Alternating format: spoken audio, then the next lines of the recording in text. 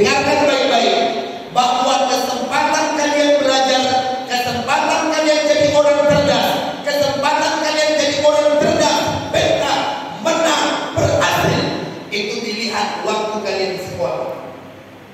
Siapapun yang paling bandel di sekolah, yang paling malas di sekolah, yang gak baik hubungannya di sekolah, yakin dan percayalah, masa depannya pasti akan gagal kecuali menang di nasib. Kalau nggak menang di nasib, hancur. Karena kalian berpotensi jadi pemungut koran, kalian berpotensi punya pabrik koran, kalian berpotensi jadi anggota dewan, kalian juga berpotensi jadi gelandangan. Assalamualaikum warahmatullahi wabarakatuh.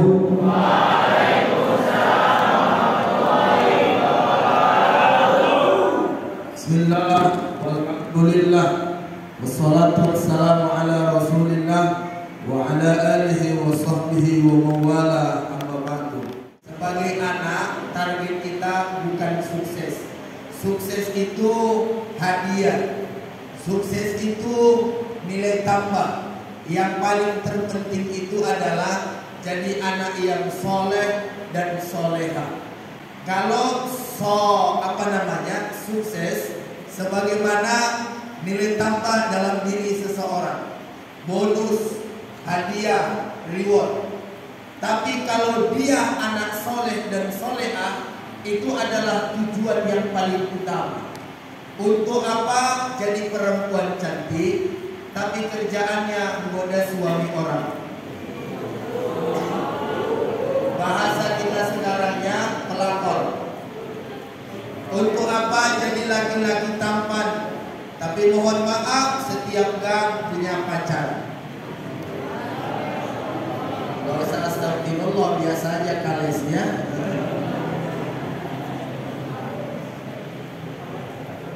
Jadi yang paling terpenting adalah bagaimana kita menjadi anak yang soleh dan soleha. Karena kalau sudah soleh, walaupun dia tidak sukses, tapi dia berguna. Walaupun dia tidak punya jabatan, kalau dia sudah soleha, pasti mampu menjaga diri. Pada hari ini tema kita luar biasa, menjadikan ibadah sebagai jalan menuju indahnya kemenangan. Saya termasuk orang yang rajin baca buku yang ditulis oleh Ari Ginanjar Agusti. Beliau punya buku banyak, termasuk diantaranya metode yang beliau buat adalah ISQ.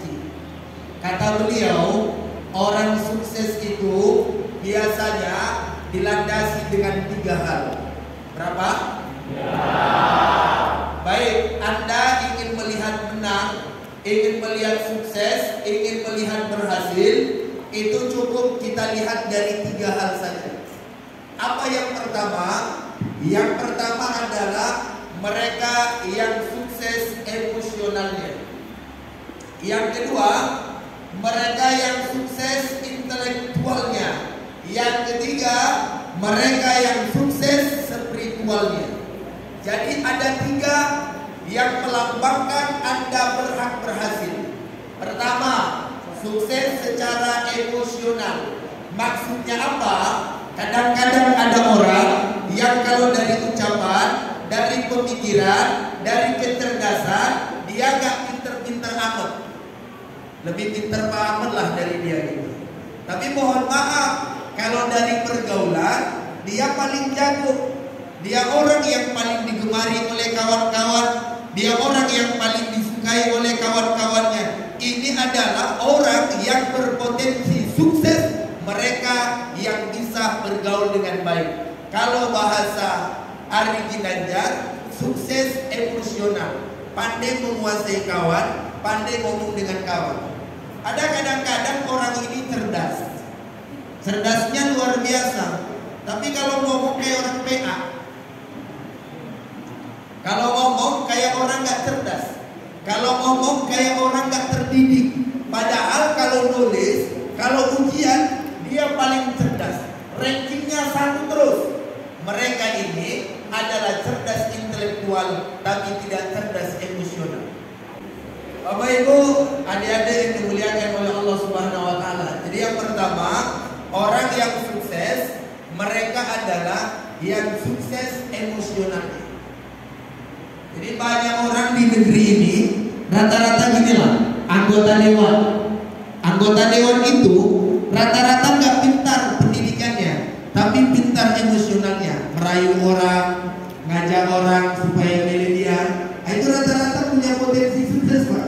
Karena orang yang sukses emosional, kepada siapapun dia ngobrol nyambung.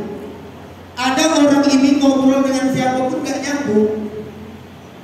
Gimana kabar? Itulah belum sarapan katanya. Udah berapa kali suntik vaksin? Itulah masalahnya. Sampai sekarang saya belum masuk sekolah katanya. Jadi ada orang yang kita ajak ngobrol sampai sekarang gak nyambung. Jadi ingat, kalau ingin berhasil, kalau ingin berhasil, maka berhasillah dari emosional. Nanti kalian nengok potensi masing-masing ya. Kalian lihat diri kalian, kalian kira-kira condongnya kemana. Kalau emosional nggak bisa, ada yang kedua. Apa itu? Intelektual. Jadi anak yang cerdas, jadi anak yang pintar, jadi anak yang rajin belajar. Adik-adikku yang dimuliakan oleh Allah Subhanahu wa taala, ini yang kedua adalah intelektual. Contohnya siapa mereka? Gak usah nyebutin pribadi. Mending kita lihat ulama-ulama terdahulu. Ada misalnya Imam Asy-Syafi'i, ada Imam Hanafi, ada Ibnu Hajar Al-Asqalani, ada Said An-Nursi, ya. Mereka ini adalah orang-orang yang terkenal dunia dengan kecerdasannya. Bayangkan saja, di umur 7 tahun mereka telah hafal Al-Quran. Umur berapa? 7 tahun. Hafal apa? Al-Quran. Anak sekarang umur 7 tahun bukan hafal Al-Quran, tapi hafal jackpot, super win, ya, 1B, 2B, yang disebut dengan games eter. Itulah yang merusak sekarang. Anak umur 7 tahun zaman sekarang yang mereka hafal TikTok. Tidak ada kecerdasan di zaman hari ini, kecuali bagi mereka yang mau membaca. Oleh karena itu pesan Ustaz kepada semua adik-adik hari ini, kalau ingin berhasil, mendapatkan kemenangan, mendapatkan najah, kesuksesan, maka emosional. Kalau tidak sanggup emosional, maka intelektual. Caranya bagaimana? Diasah. Adik-adik yang dimuliakan oleh Allah. Yang kedua, kalau ingin mendapatkan kemenangan, mendapatkan kesuksesan, ayo cerdas intelektual. Imam Asy-Syafi'i umur 7 tahun sudah hafal Al-Quran. Imam Bukhari gurunya 1080, belajar kemana-mana. Dan memang sampai hari ini kalau orang berbicara hadis, pasti yang diingat, pasti yang dikenal adalah Imam Al-Bukhari. Meninggal 256 Hijriah. Kecerdasannya luar biasa. Bahkan beliau banyak menulis kitab. Kalau kita ingin mengenang Ibnu Hajar Al-Asqalani, pensyarah kitab Sahih Bukhari, nama kitabnya Fathul Bari, yang kita kenal adalah kecerdasannya. Karena mohon maaf, banyak di atas dunia ini orang tidak berhasil emosional, tapi berhasil intelektualnya. Anda kalau ingin berhasil, maka belajar yang rajin dari sekarang. Caranya bagaimana? Beli buku sebanyak-banyaknya, baca. Asal ada buku dibaca. Ustaz mohon maaf ya, hanya sekedar sharing. Saya dari pondok dulu di Mustafawiya. Saya sama pondoknya dengan Ustaz Asrul Sadi. Cuma saya habis belum. Itu aja bedanya.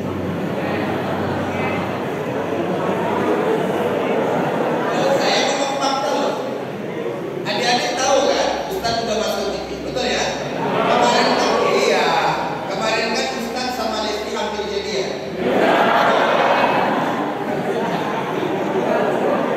Kalian nanti kalau nggak percaya tengok di YouTube dah.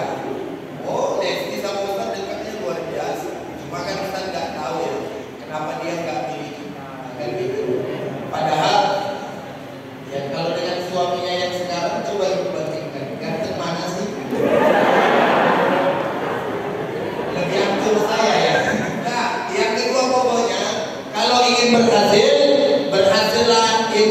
spiritualnya, rajin belajar, rajin menghafal, rajin membaca. Makanya ayat pertama turun apa coba? Iqra, betul ya? Coba yang tahu artinya apa? Ternyata dalam tafsir Al-Misbah yang ditulis oleh Profesor Quraisy Shihab yang ada 15 jilid, kata beliau apa? Iqra itu makna lainnya adalah artinya menghimpun. Artinya orang yang mulai membaca maka dia mulai menghimpun. Oleh karena itu dari muda, adik-adik yang dimuliakan Allah, ingat pesan Ustaz hari ini, dengarkan baik-baik, bahwa kesempatan kalian belajar, kesempatan kalian jadi orang cerdas, kesempatan kalian jadi orang cerdas, pintar, menang, berhasil, itu dilihat waktu kalian di sekolah. Siapapun yang paling bandel di sekolah, yang paling malas di sekolah, yang gak baik hubungannya di sekolah, yakin dan percayalah, masa depannya pasti akan gagal kecuali menang di nasib. Kalau gak menang di nasib, hancur. Karena kalian berpotensi jadi pemungut koran, kalian berpotensi punya pabrik koran. Kalian berpotensi jadi anggota dewan, kalian juga berpotensi jadi gelandangan. Semua guru-guru kalian yang hari ini, mereka yang masa mudanya rajin belajar, makanya jadi guru, bukan yang rajin update status. Kalau masa mudanya rajin menanam kebaikan, kesosialan, maka masa tuanya juga akan mendapatkan keberhasilan. Karena ada kata-kata bagus, saya kutip dalam kitab Durratun Nasim. Ya, tebal kitabnya 278 halaman. Ada ungkapan yang saya sampaikan pagi ini. Apa dikatakan dalam kitab itu? Mayyasra'ul khair yahsudus salama. Orang yang menanam benih kebaikan pasti akan mendapatkan keselamatan. Anda yang menanam kebaikan dari muda sampai terus nanti masa depan pasti akan mendapatkan keberhasilan. Wa mayyasra'ul syarr, tapi orang yang menanam keburukan, orang yang menanam kemalasan, orang yang menanam santai, orang yang menanam dalam penting masa depan, dia suruh nadama, pasti akan menyesal di masa tuanya. Mumpung masih muda, belajar yang serius supaya masa tuanya berhasilnya juga makmur. Yang terakhir adalah menjadikan ibadah sebagai sebuah jalan menuju indahnya kemenangan. Apa itu? Kata Ali bin Al-Husain, orang yang berhasil adalah orang yang sukses spiritualnya. Artinya ada orang yang berhasil itu tidak bagus emosional, tidak bagus intelektual, tapi bagus hubungannya dengan Allah. Kalau Nabi kita Muhammad bin Abdullah bin Abdul Muttalib bin Hashim bin Abdul Manaf bin Qusay bin Kilab bin Murrah bin Ka'ab bin Lu'ay bin Ghalib bin Tihir bin Malik bin Kinanah bin Huzaimah bin Mudrika bin Ilyas bin Mudar bin Nizar bin Ma'ad bin Adnan bin A'ad, itu tiga-tiganya berhasil. Nabi intelektual paling pintar, emosional semua orang dekat dengan Nabi. Nenek-nenek pernah dekat dengan Nabi, anak-anak dekat dengan Nabi. Kita kadang-kadang dengan sebaya kita dekat, tapi dengan janda kita kurang dekat. Ya toh? Ada orang mohon maaf, kalau sama janda dekatnya luar biasa. Contoh guru-guru kalian yang ada di sini. Baik, Bapak Ibu yang dimuliakan Allah. Dan kepada itu dekat, tapi Nabi semuanya dekat. Coba lihat dalam sejarah, Nabi pernah dekat dengan anak-anak yang waktu itu Nabi dibuat kuda-kudaan oleh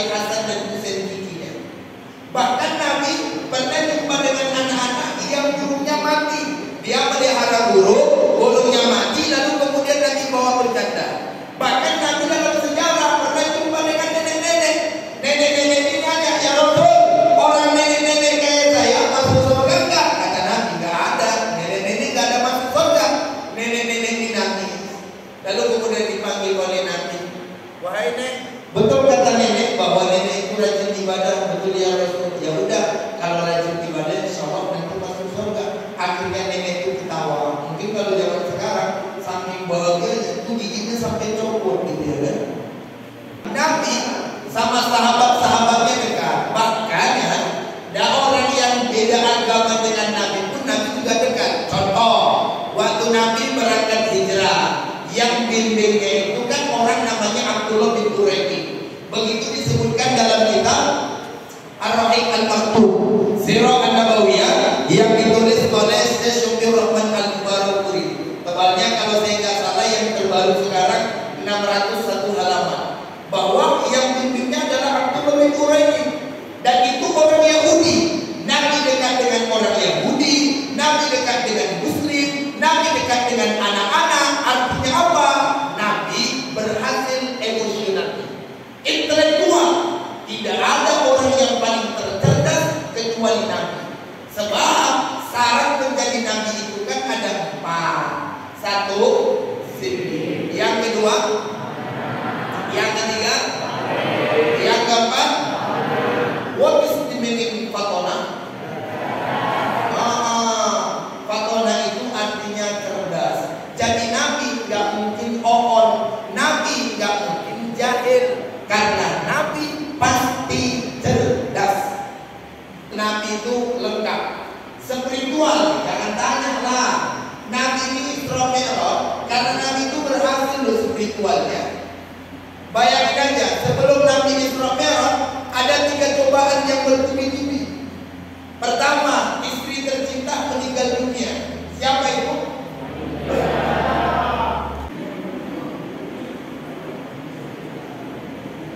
Jadi Nabi spiritualnya berhasil. Ujian yang pertama yang diterima oleh Nabi, beliau itu meninggal istri. Makanya tahun sebelum Nabi Isra dan Mi'raj dikenal dengan Amul Husni, tahun duka cita. Sebab kenapa? Istri meninggal. Khadijah itu adik-adik yang dimuliakan Allah adalah perempuan yang paling terkaya, paling dermawan, paling bangsawan, paling hartawan sebelum menikah dengan Nabi. Tapi tak kalah menikah dengan Nabi, habis seluruh hartanya demi untuk perjuangan dakwah Nabi. Mana ada perempuan zaman sekarang yang mau mati-matian menghabiskan gelang, cincin, kalung, anting-anting, bahkan surat harta warisan demi memperjuangkan laki-laki yang tak tahu masa depan.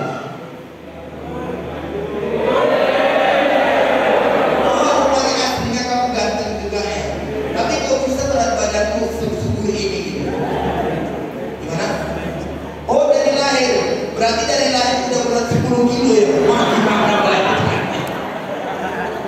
Adrian dan Tio, Masya Allah. Cita-cita apa? Cita-citanya apa?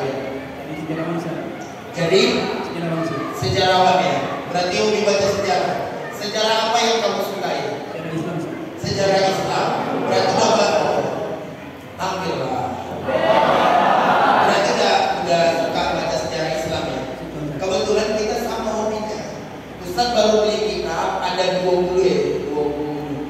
Berapa kitab ya baru Ustaz beli? Ada kan 20 kitab.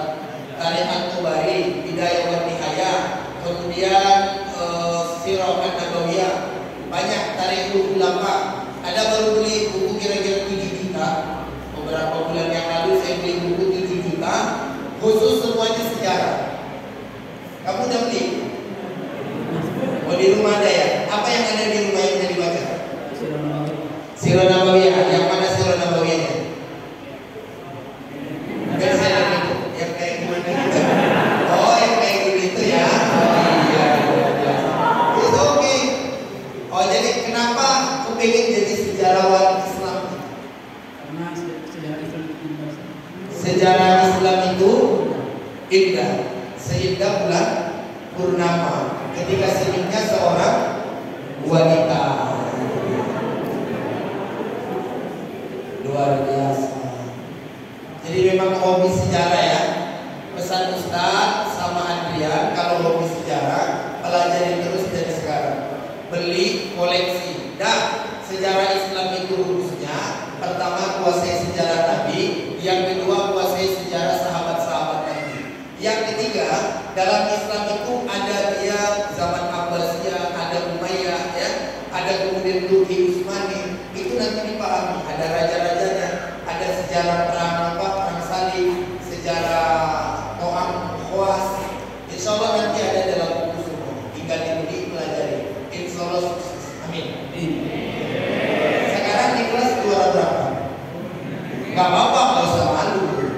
Juara berapa? 10 ya. Berarti kamu dikalahkan. Gak apa-apa. Ustaz dulu waktu sekolah juga nggak seperti kamu cerdas.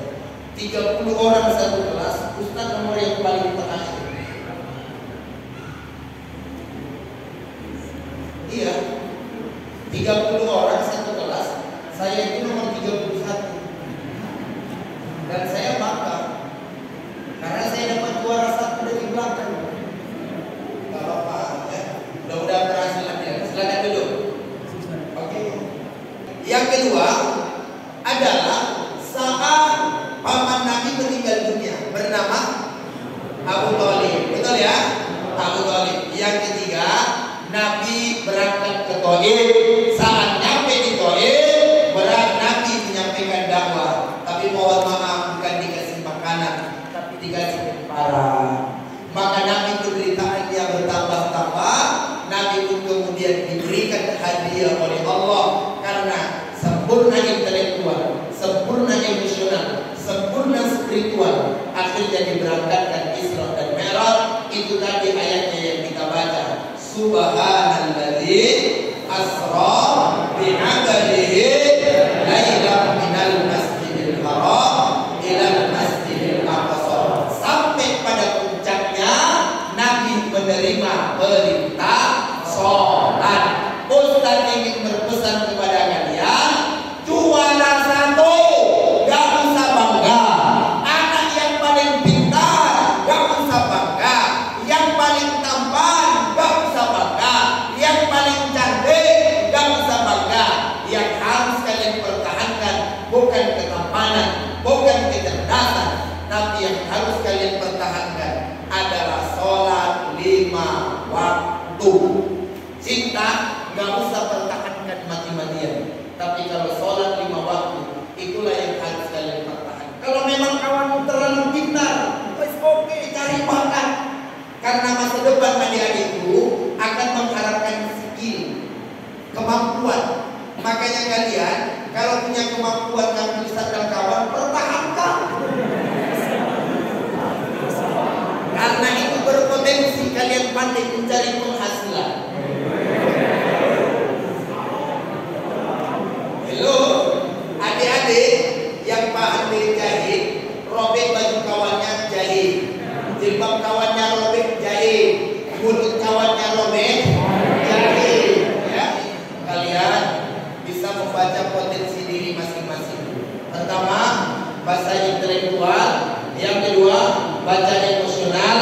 Yang ketiga, baca spiritual. Kalau kalian memiliki tiga-tiganya, sudah alamatlah kalian berhasil. Tapi kalau pun tidak, minimal 1 dimiliki. Baik.